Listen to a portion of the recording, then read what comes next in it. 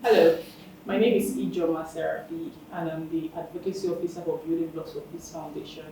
And today we'll be interviewing somebody that is an authority when it comes to development and social accountability.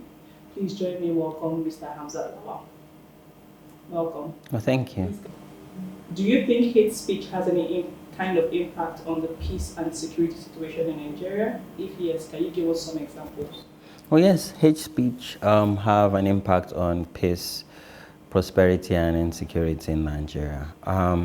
Let me take us back pre-elections of 2023. We saw where, sadly, a lot of people on the digital space, particularly Twitter, were propagating hate speech, misinformation, and disinformation. And we saw where even they were online bullying, they were picketing and targeted of people that even moved from online to offline. We saw where some hate speech online action moved to offline, seeing that impact. And we've seen where this has also impacted a lot of people's mental health. And we've also seen where hate speech has caused conflict between regions, between religion, even between ethnicity. And even as we speak, even post-election, we've seen where hate speech is playing a prominent role, shaping conversation and narrative, which is really sad. Thank you. I agree with you. I totally agree with you. The 2023 elections brought about, I don't know if it brought about, but it wasn't as bad as it was pre-elections as it is now, during and post-elections. So I agree with you. And the next question would be, what can stakeholders do to combat the rising level of hate speech and promote peace? I think that we need to sanitize the digital platform. When I say sanitize, we need to be able to galvanize more voices to talk about peace, but most importantly, to counter hate speech and hate speech narrative.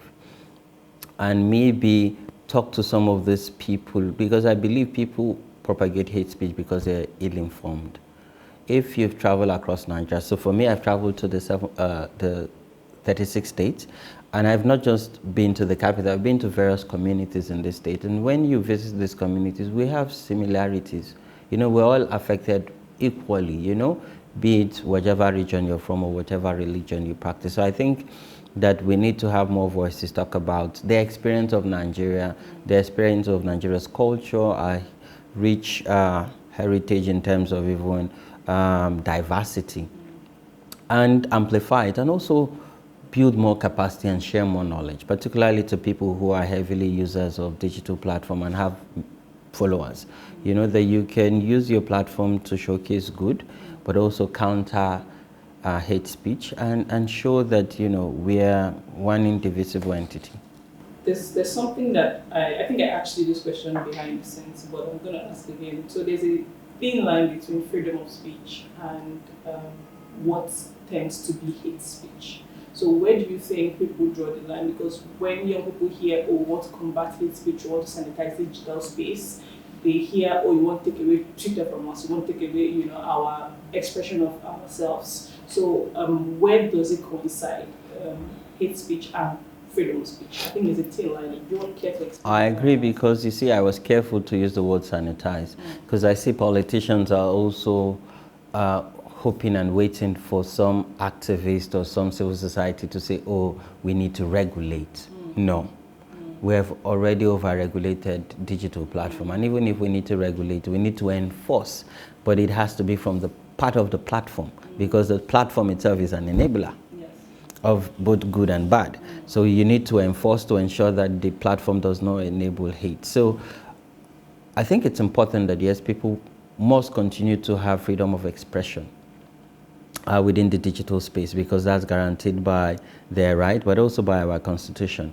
So they must express themselves. They must, engage in this platform freely. But I think that we must also recognize the fact that in as much as we all enjoy freedom of speech, freedom of expression, we must also know that, we cannot then use that opportunity, one, to bully, two, to even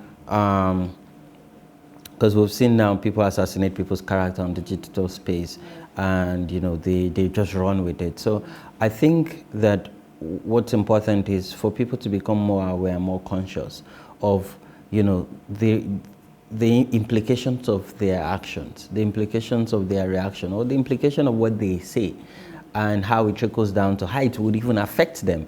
Because a lot of people think, oh, it's just Twitter, it's just banned, or it's just Facebook, it's just Instagram. No.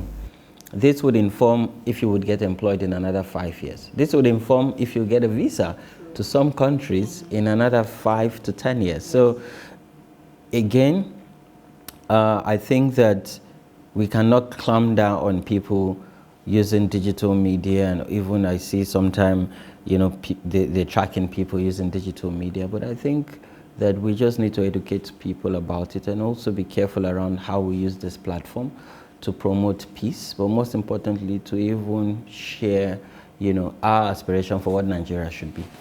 Thank you very much. So the hashtag we're working with for this particular project is hashtag the Nigeria we want. So can you give us your idea of the Nigeria you want? Well, the Nigeria I want is a Nigeria where we reduce inequality. Because today the poor are getting really poorer.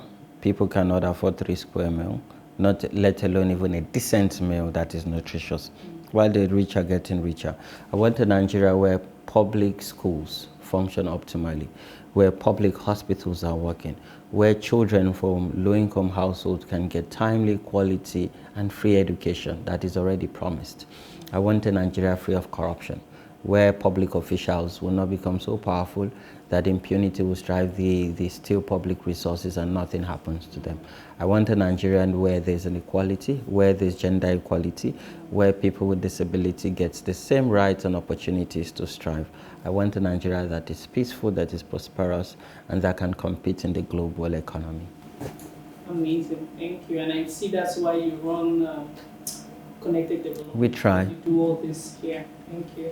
So the last question will be, what message would you like to share with young people on their roles towards a new Nigeria? Because we understand that in getting a new Nigeria, it's a collective effort. It's not just with government or stakeholders, it's a collective effort. So what advice would you, message do you have for the young people on their roles?